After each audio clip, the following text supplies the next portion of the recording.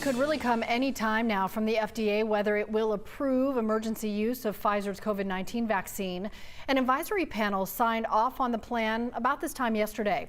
Once approved, it would only be a matter of days before the first doses are administered here in Georgia. Curbing the spread is crucial. Right now, more than half of Georgia's 14 hospital regions are straining to care for the influx of patients.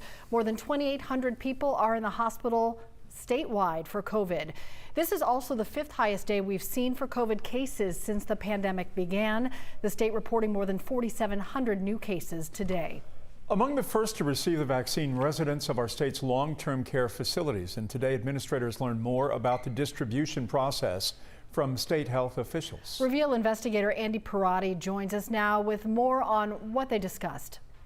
So the information that we've learned comes from a trusted source who works for a large nursing home provider in the state who listened in to a webinar run by the Georgia Department of Public Health. And here's what we know. More than 500 people from Georgia's long-term care industry participated.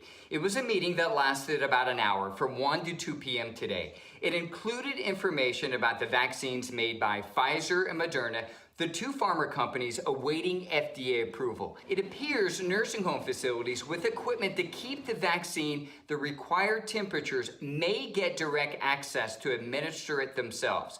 They were told the state will be using a web application called Tiberius to help them determine who gets the vaccine first by using data points like demographics and public health information. And that the state recognized that there is vaccine hesitancy that they have to address. It plans to develop a multimedia campaign using TV, radio, and web application to get the word out that this vaccine is safe and about 95% effective. According to state public health officials, the state has not received any vaccine yet, and that most long-term care providers are working with either CVS or Walgreens for vaccine allocation. This weekend, an advisory committee with the CDC plans to discuss the vaccine trial results. It's unknown whether any of their recommendations will have any effect on the FDA's approval.